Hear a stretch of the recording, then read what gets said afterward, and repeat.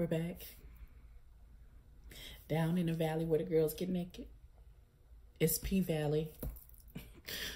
Let's get into it. Ain't it obvious?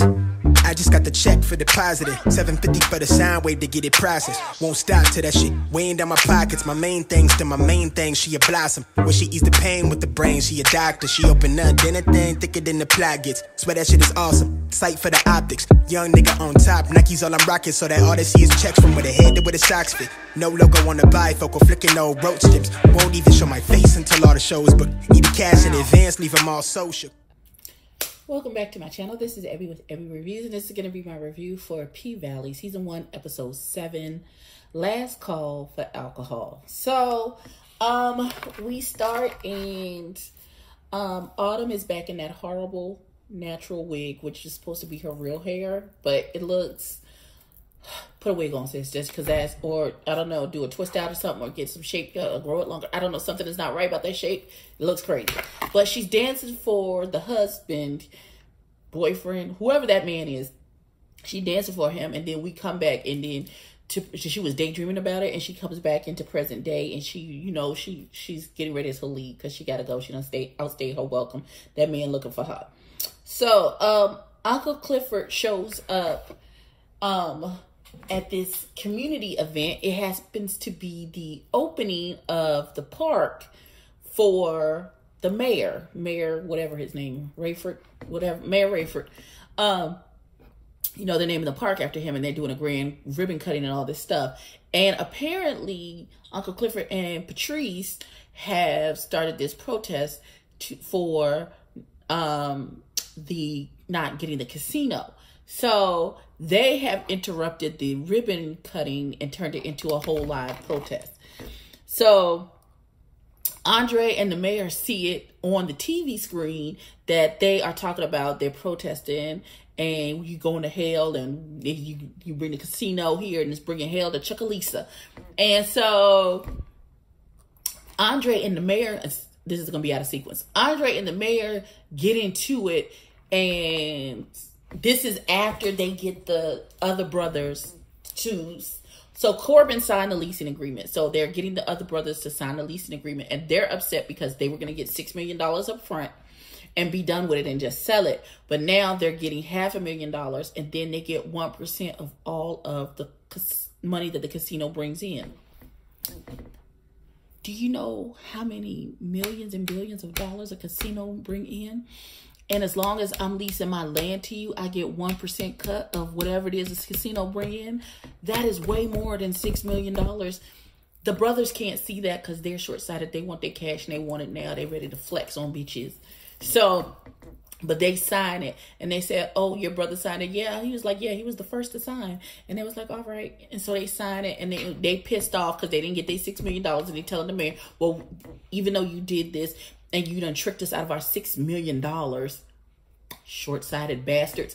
They talk about they gonna re-elect a new mayor. And then when they leave, the mayor and Andre get into it. And Andre is like, stop kowtowing to these people just because they got you elected. And he was like, if it wasn't for me kowtowing to these people and doing what I have to do, you wouldn't be who you are. You wouldn't have the college education that you have. So before you tell me that I'm fetching and stepping for these, please understand that what my fetching and stepping got us to where we at right now. It's like, okay, all right, all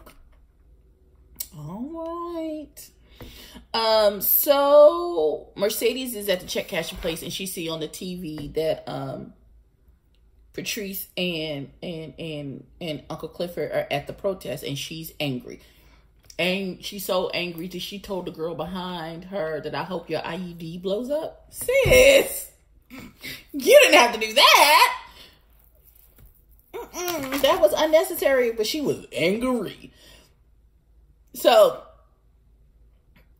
Uncle Clifford gets home, and Corbin is sitting on his porch, beat all the hell. Like he was. Remember when Martin got into that fight with the Hearns? Tommy the Hitman Hearns? I want to say that's his name. I could be wrong. I don't think I'm wrong there. But when he got into that fight with the boxer, and at the end his whole head was swollen up, that's what Corbin looked like. His eye was messed up. Oh my God. His eye was like this. and swole shut. The makeup was really good. His nose was messed up. He was bad. He got into a fight with the brothers because he signed that contract for that lease and forced them into that lease when they wanted to buy out and just have the lump sum of money. But Clifford and Corbin get into it, and Clifford, and he was like, you gonna lose the pink and da da da da. And he was like, don't you, he's like, the next time, he's like, I've been keeping your secret all these years about how you like to come and get beat until you nut, and you don't think the videos for that is gonna surface if you don't help me keep the pink. Like, he's like, it's not even keeping the pink. He wants to be paid.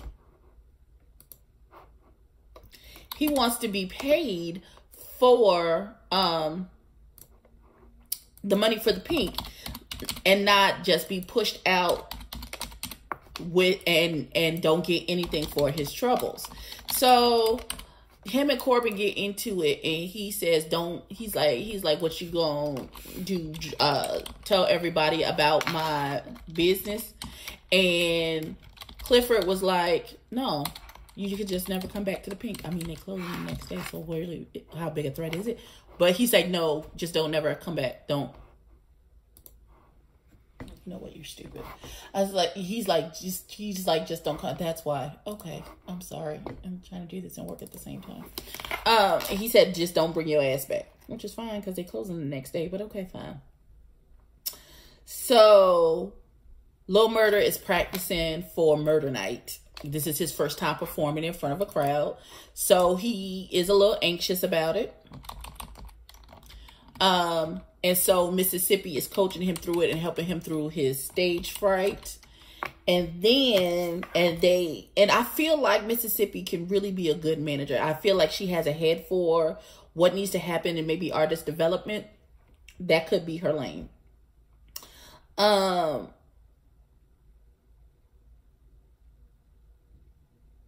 the sheriff comes to give Uncle Clifford some paperwork about the auction happening the next day.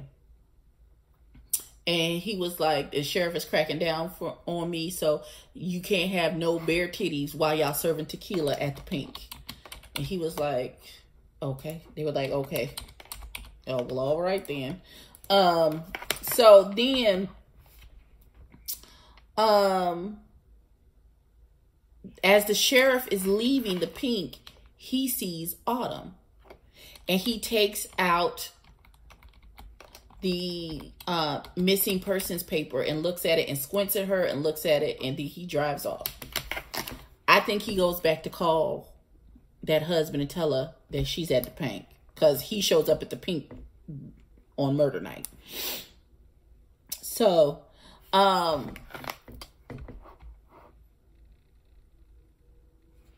Uncle Clifford is talking to the girls and is like, this is our last night. And he goes by and names everybody Peanut Butter, 2 Extra, you know, Mercedes, Mississippi, Get It with the Gams, all whatever the names, our girl Autumn, who's all poetic and shit.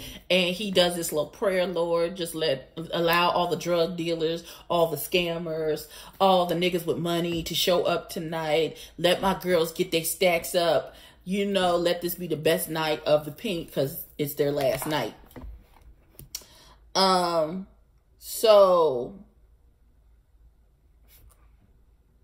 Lil Murder gets Uncle Clifford and he's taking him. He's like, listen, he's like, where are you taking me?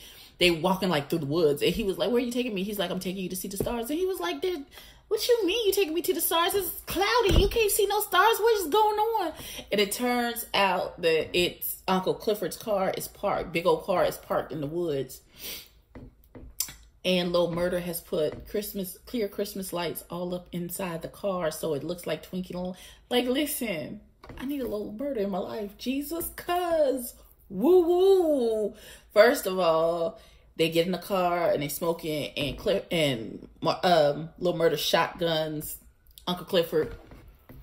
And then he's like, are you okay? He's like, we can talk about it. And Uncle Clifford told him, he's like, I'm okay. He's like, I can't talk about it right now because then I won't be okay. And I feel like I won't be okay tomorrow. So if your offer to talk about it still stands tomorrow, then we can talk about it tomorrow. But I choose to be okay tonight. I have to be okay. I have to be okay for them. And listen, the amount of strength to put on a face to be okay for others when you are not okay for yourself.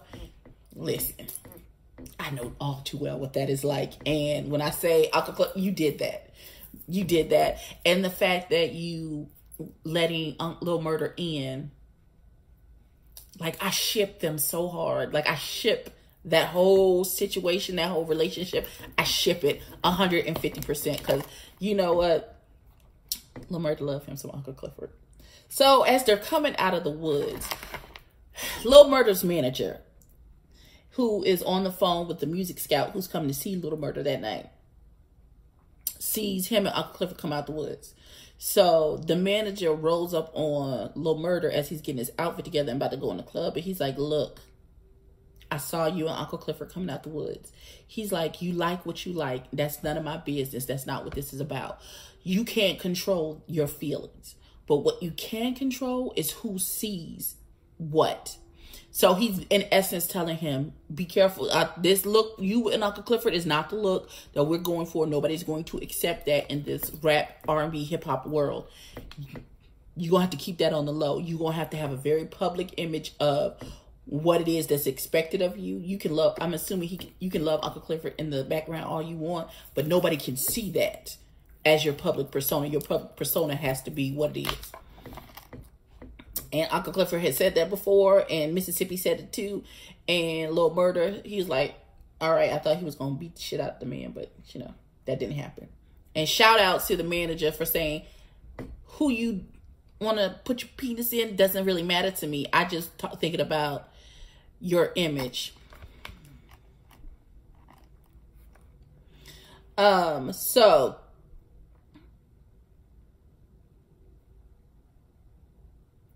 Andre, so Autumn wasn't going to say goodbye to Andre. She felt like she had said goodbye to him when she talked to him that morning, but Mercedes had put a little bug in her ear about having one last dance with him and saying goodbye properly. So she calls him to the club. Now the husband is in the club. Autumn doesn't know this yet. So Andre and her go to, you know, the little VIP room, and she's dancing for him, and she gets naked, completely naked, and they are just about to have sex, but his phone keeps ringing. It's his wife. Just as he's about to insert said penis into Autumn, she answers the phone for him, and it's his wife, and he's like, I'll be there in a minute. I'm downstairs at the bar. I'm on my way. And so they don't have sex. He leaves, but he was already at a 15 by the time he got to his wife, who started giving him a little yang yang. Where were you? You weren't here. I called your uncle. He didn't know where you was. So don't say you was with your uncle. And he told her to shut the fuck up, and then proceeded to dick her the fuck down.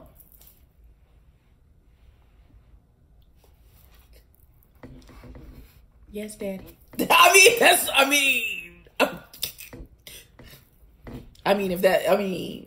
Okay, Andre. Well, all right. All right. The dick that Autumn got, his wife got, and she sure do appreciate it. Yes, indeed. Yes, indeed.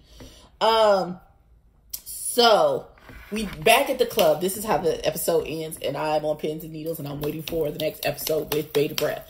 So, Mercedes, of course, scans the club. You know, she's doing her thing. She's in this beautiful pearl outfit, you know, looking like $1 million. And she walks up to Autumn's husband and says, so, hey, Daddy, what's happening? Da, da, da, da, da, da, da.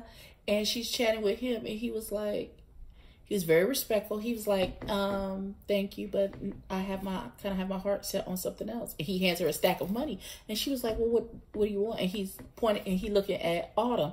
And so Mercedes stands up and waves to Autumn, come get this money, bitch. This nigga looking, he asking for you specifically, bitch. Come get this money, bitch.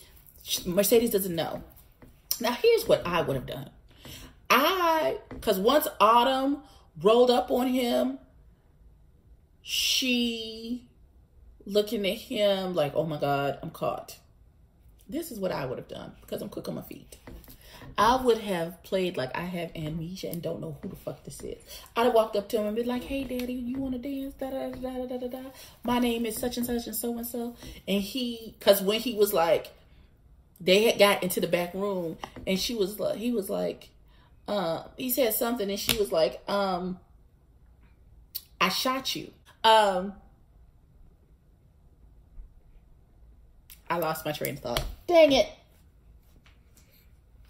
She said, I thought I shot you. And he was like, clearly not. Where the hell is my money? And that's how the episode went off. So this next episode, somebody might die. I don't know. Somebody gonna end up dead. They was in black in a funeral. I don't know. I can't wait. This has been the most Listen, this is a good season. I can't wait for season 2 because they have been approved for season 2. This is a really good show. Watch it. It comes on Stars. Get into it. Like, comment, and subscribe. Tell a friend to tell a friend, and I will catch you in the next one.